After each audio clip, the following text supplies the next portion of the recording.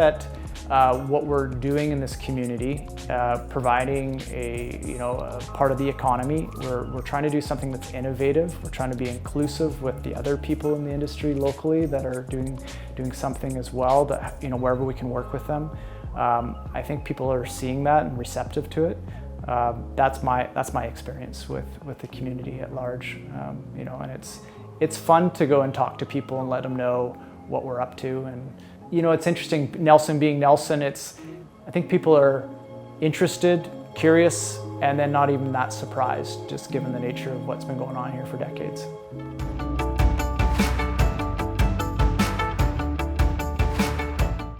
Yeah, I mean, something I find that's pretty special about the Kootenays is Nelson, since I was a kid, Nelson was known as the pot growing town, because we were half hour from the border. Back then the borders were loose and prices were insane.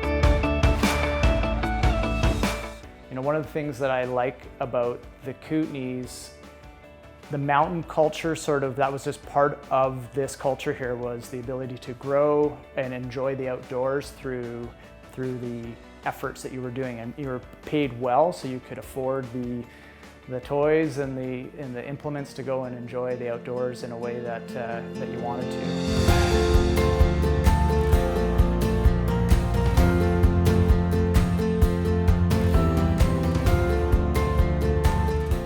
Biomimetics is the study of nature and how the engineering problems that get solved by nature can be reused to solve problems in human engineering.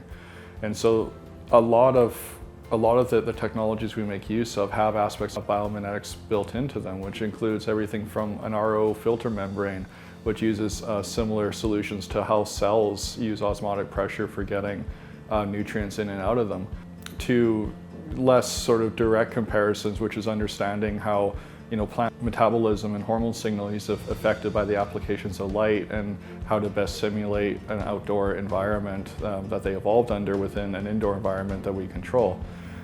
It's sometimes difficult to characterize how subtle changes may affect the plant, and so we end up spending a fair bit of our time studying what those differences can be, whether they're intentional research projects or whether they're a mistake that happened or a miscue, and since that change happened, you might as well study how the plant reacts to it.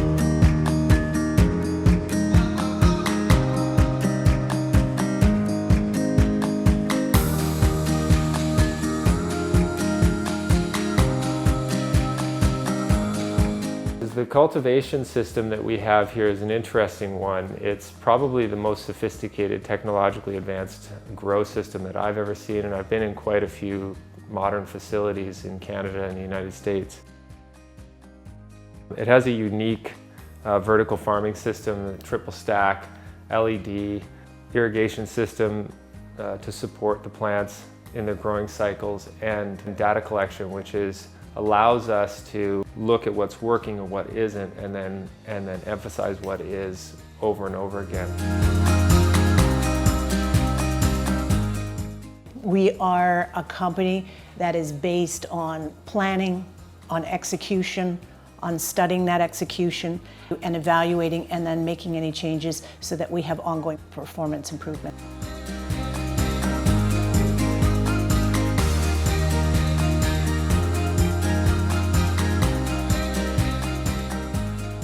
All our genetics in the library, as I like to call it, we're having 2 plants of each. And once I have the go up, be like, oh, this round is going to be Rainbow and Glade Runner, let's say.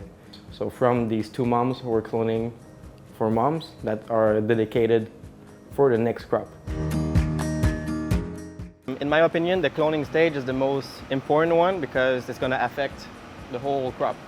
If there's a problem with the cloning stage, it's going to track all the way down to harvest. So if we have proper clones, we're going to have a good crop.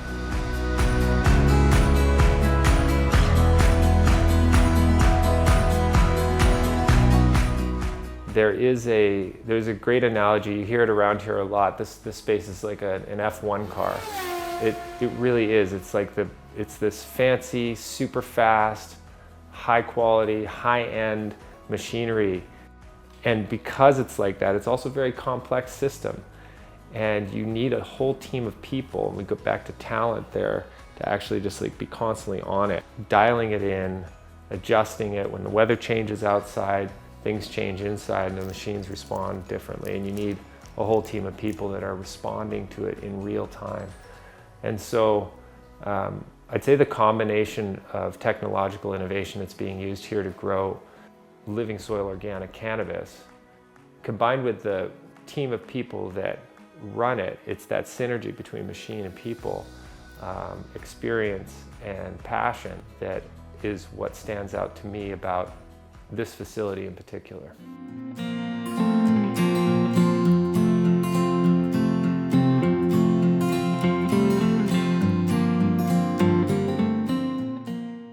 In the morning, me and George, one of the main growers, we're coming here in the morning and just doing some movement flow workouts. I don't like to call them workouts because we're not using weight, like some kettlebells here and there, but not really.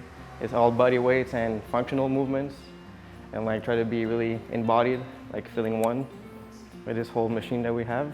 And it starts the day pretty well just because we're climbing up the ladders in the rooms and on the platforms and stuff, and it's nice to be flexible and just be able to move through these rooms properly without injuring ourselves. And yeah, it sets the mood for the day.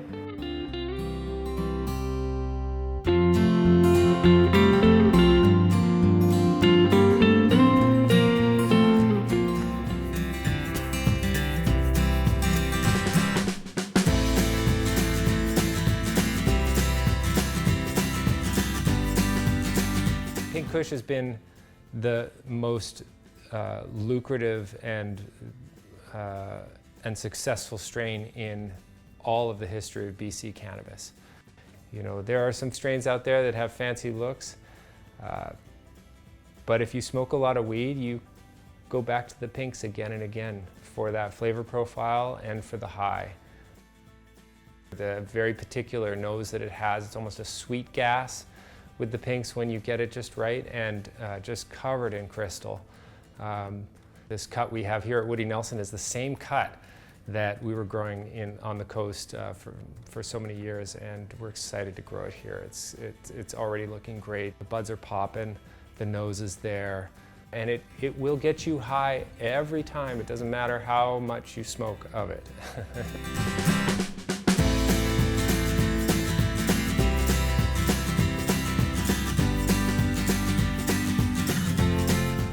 Yeah, the Rainbow Driver, just how it grows. For me in veg is just ideal plants to grow. Like, it's so vigorous, and the size of it is perfect for the cells since we're restricted by the height, and it just grows so well. The inner node is like perfect. It's not too tight. There's not too much pruning to do on it. To me, it's like a gassy citrus, and it just hits.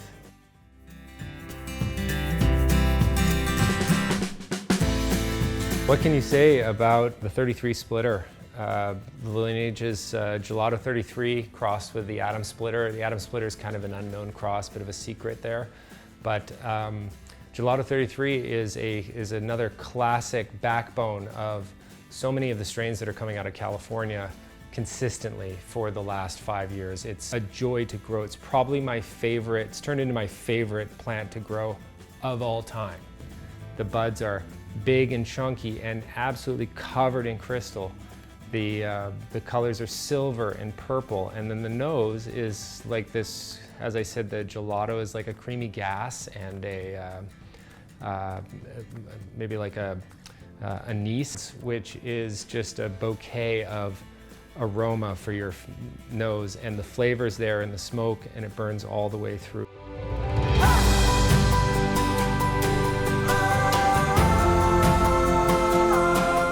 I think people would be very surprised that it's a small, lean, and mean team that makes this organization run, and we are all very much on each other's side and very supportive of what works and supportive of fixing what doesn't.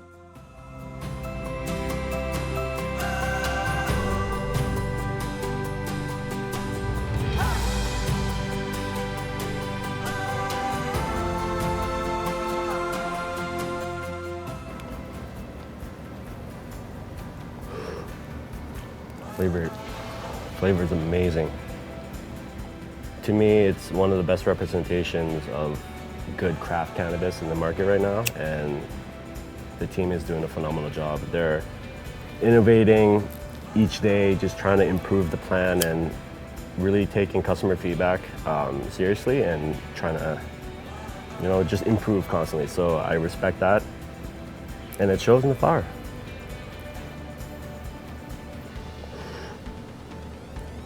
Yeah.